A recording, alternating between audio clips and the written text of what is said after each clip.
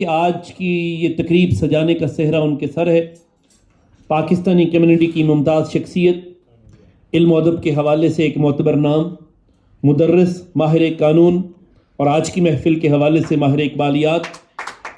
इकबाल की ज़ुबान में कि हजूम क्यों है ज़्यादा शराब खाने में, फ़कत ये बात कि पीर मुग़ां है मर्द खलीक। आप सबकी भरपूर तालियों में सदर कुवैत पाकिस्तान फ्रेंडशिप एसोसिएशन जनाब राना इजाज़ हुसैन।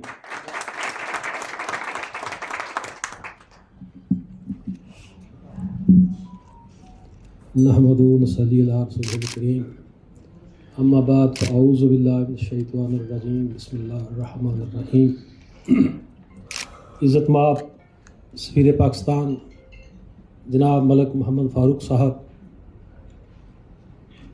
ख़वातीन व हज़रात, अफ़कार जवानों के ख़फ़ी हों के जली हों,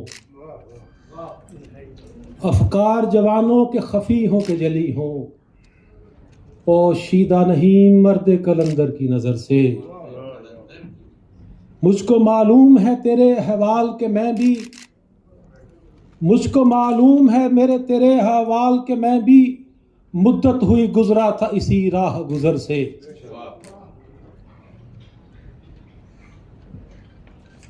ख़वातीन व हज़रात, आज का ये फ़िक्र इकबाल का सेमिनार जो आप समाअत फरमा रहे हैं, मुझसे पेशतर बहुत अच्छी गुफ्तगू हुई और मैं भी अपनी अब गुफ्तगू जो मैंने सोच रखी थी उसका खुलासा आपकी नज़र करूँगा। जनूबी एशिया के मुसलमानों की ये खुशबख्ती है कि अल्लाह ताला ने उनको अल्लामा इकबाल की शक्ल में एक फ़लसफ़ी, एक हकीमुल उम्मत, एक दनाए राज और शायर अता किया। एक ऐसा शायर जो पस्ती और ज़वाल आशना कौम को बेदारी और हुर्रियत का पैगाम देता है। डॉक्टर कलीमुद्दीन अहमद लिखते हैं कि इकबाल एक ऐसे दौर में पैदा हुए, वो एक पुरअशोब दौर था और हिंदुस्तान में मुसलमानों की ग़ुलामी का दौर था। तो इस निस्बत से इकबाल भी एक ग़ुलाम था, लेकिन ऐसा ग़ुलाम जो हुर्रियत और आज़ादी के मानवियत से आशना था।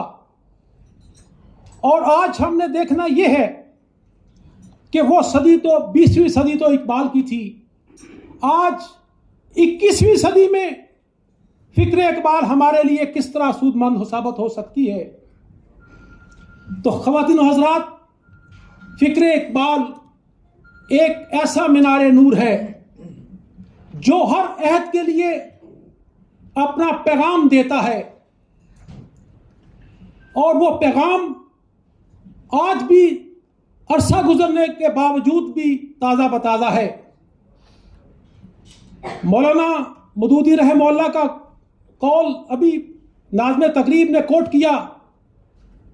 वो फरमाते हैं कि अल्लामा इकबाल जब यूरोप जाते हैं तो जब उसके मुजदहार में पहुंचते हैं तो वो और ज़्यादा मुसलमान होते चले जाते हैं, जब उसकी तह में जाते हैं तो और मुसलमान हो जाते हैं, यहाँ तक कि जितना वो आगे चले जाते हैं उनकी नज़र में हर चीज़ जो है कुरान के हर निस्बत से पहचानी जाती है।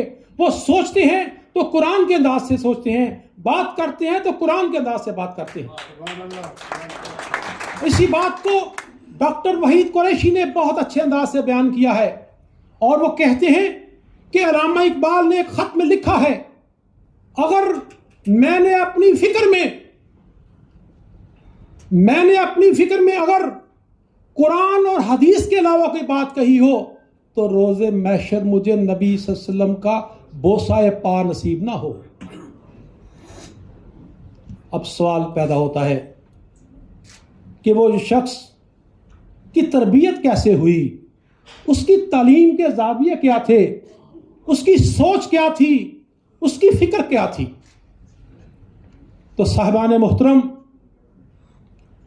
महज बड़ी बड़ी डिग्रियां ले लेना, बड़े बड़े तालीमी इदारों से फैज़ याब हो जाना, फारुग तहसील होना, किताबों की कसरत, तालीफ और तसनीफ,